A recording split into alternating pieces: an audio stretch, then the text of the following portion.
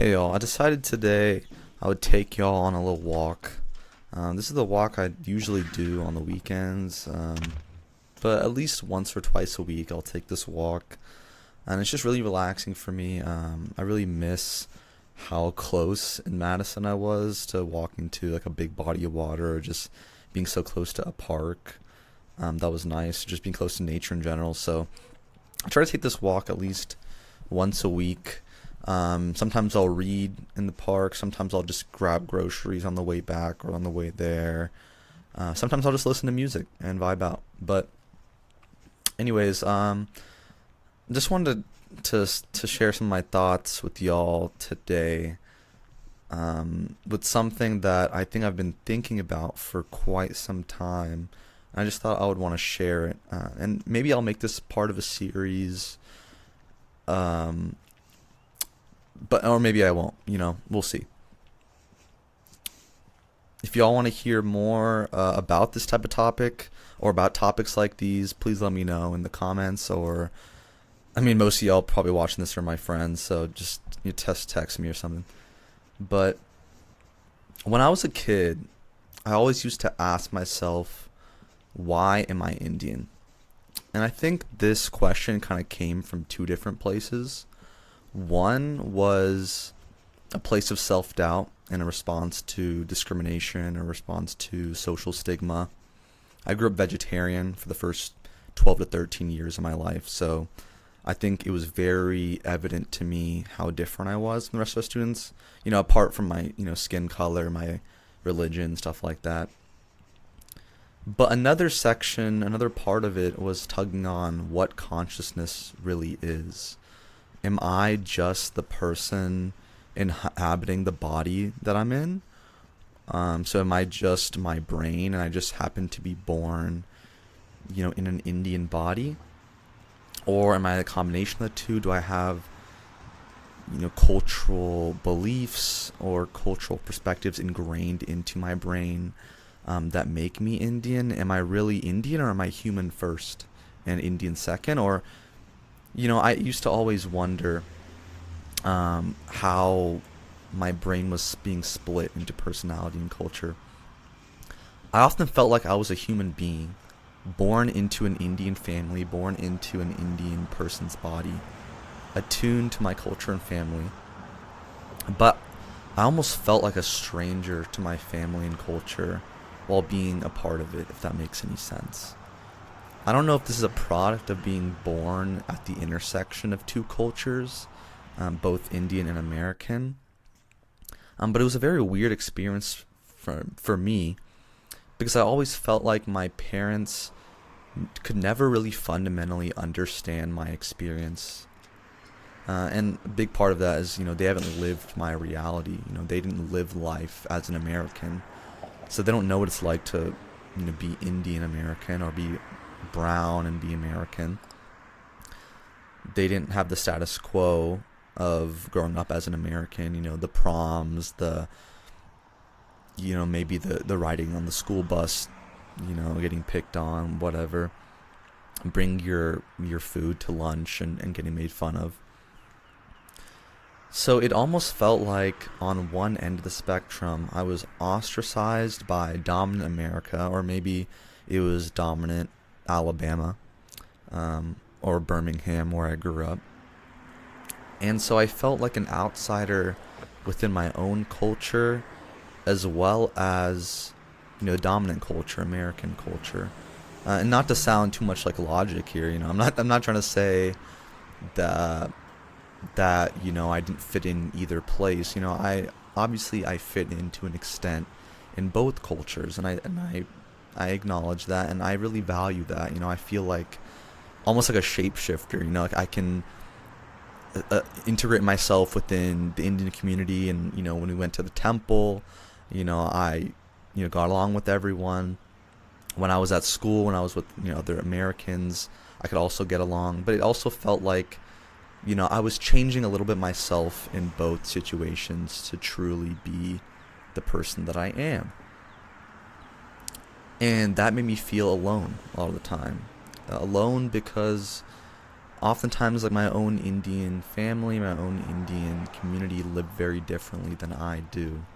I never grew up in a predominantly Asian community or predominantly Asian school, predominantly Indian school, Indian area.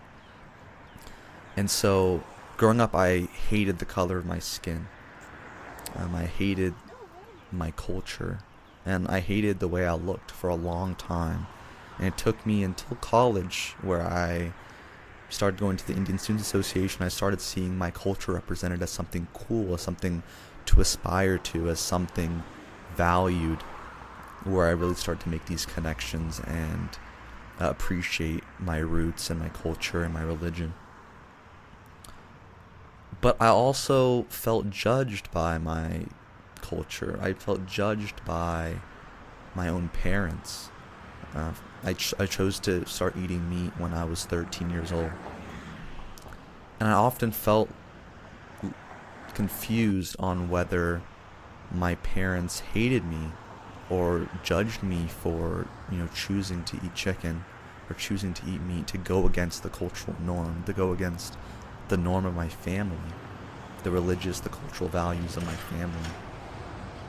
And I was confused on whether the overall culture hated me or whether the Indian culture had impacted my parents' mentality to make them judge me, or maybe it's just the society that they were raised in made them think the things that they thought about it. I felt judged for not properly being able to speak the language of my family. Did my parents view me as a disappointment in their eyes? Did my grandparents, who were not able to properly communicate with me when they were alive, did they view me as a disappointment? Did they judge me for not knowing my mother tongue as well as I should have? Or at least growing up, I believed that I should have, but now I kind of view it as, yeah, of course, when I grew up in Birmingham, there weren't a lot of other Kannada speakers there. My parents often intermingled English in with Kannada. Of course, I wasn't practicing it. Of course, I wasn't using it. And if you don't use a language, if you don't use any skill, you lose it over time. And so I knew I was different. I felt different. I didn't feel Indian. I didn't feel American. And I felt like I didn't know who I was. I didn't know what I was. And I questioned why I was different. And I guess that's why I thought about the overall question, the overarching question, why am I Indian? Or, why am I the person that I am? And at the end of the day, there was nothing ever wrong with me. I just didn't understand how someone like me could exist at the intersection of two cultures. I was the product of my environment, like a double citizen, like a dual citizen. I understood both cultures somewhat equally, but in a seamless way. I kind of didn't fit in either box. It was hard to put myself in a box, and maybe that's what I really felt deep down. I wondered if my parents could understand what it was like to be me.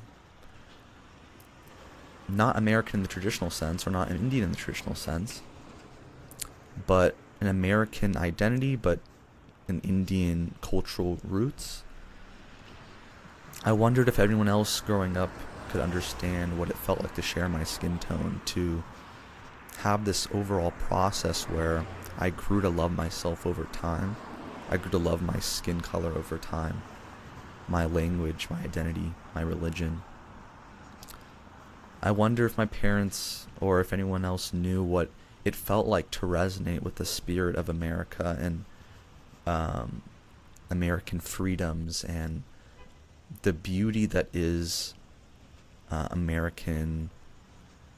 I don't even know if it's independence. I guess it's more of a individualism. I was truly an individual, and both my perspectives, my thinking, my culture, my values, a kind of a mixture. But still, on the other hand, have so many people around me that didn't treat me like I was a fully fledged American.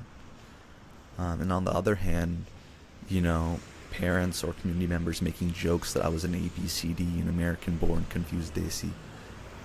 So it was a weird experience for sure. Something I wouldn't trade for the world, but definitely was very different. And I'm not saying everything was bad, and I faced a huge amount of racism growing up, especially not direct racism. And I met so many wonderful people growing up in Birmingham, growing up in Alabama. Some of my best friends are from Alabama, and I have some, amazing memories growing up there.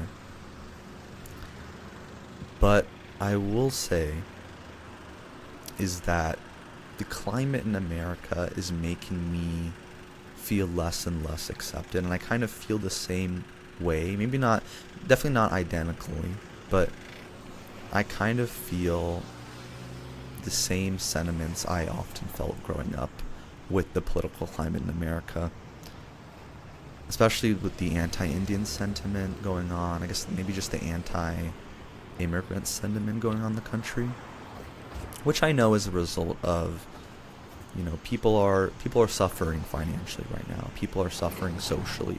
The country's not in the best spot right now. And logically, I know that this mentality is a byproduct of that.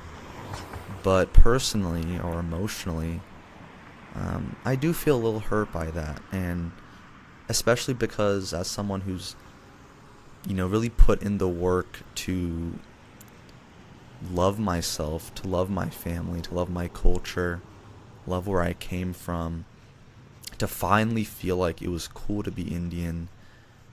What I see online and what I see in greater society is pretty disheartening.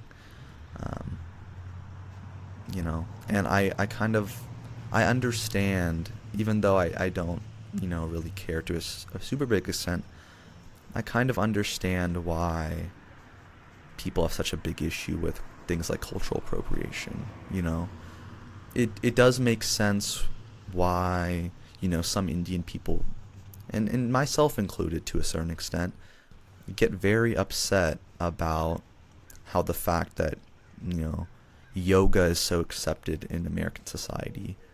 Hindu thought, especially in, therapy and meditation and spiritual practice, is so accepted in society. Chai is so accepted in American society, that people drink. But for some reason, Indian people are not as ingratiated into American society yet. And I think there are a couple areas, especially New York City, maybe the coast, that really do a good job of ingratiating Indian people into the society. But it kind of feels like you have to pick one. You have to either pick to be within your Indian community or, whitewash or Americanize yourself to be a part of the mainstream, broad American society. And that's a little sad. And I hope, over time, that perspective, that mentality, that thought process changes. So we're finally at the park. It's a small little park. Don't get me wrong, this is nothing crazy. There's a lot bigger parks in Atlanta, especially, Piedmont Park, parks along the Beltline. This little park I like to go to. Sorry, I just didn't realize that wasn't the door. This is a little park I just like to go to and sit in. It's pretty relaxing. It's more of a kids park, really. You see the swing set there. You see the slide and stuff like that. I usually just sit next to the bench or sit on the bench and read. I think today I'm just gonna read a book, maybe for an hour and a half, whatever it may be. But yeah, I just wanted to share some thoughts about how I feel about me as an Indian American, how I feel about myself growing up. So if you enjoyed, please let me know. But other than that, I'll catch y'all later, and thanks for listening.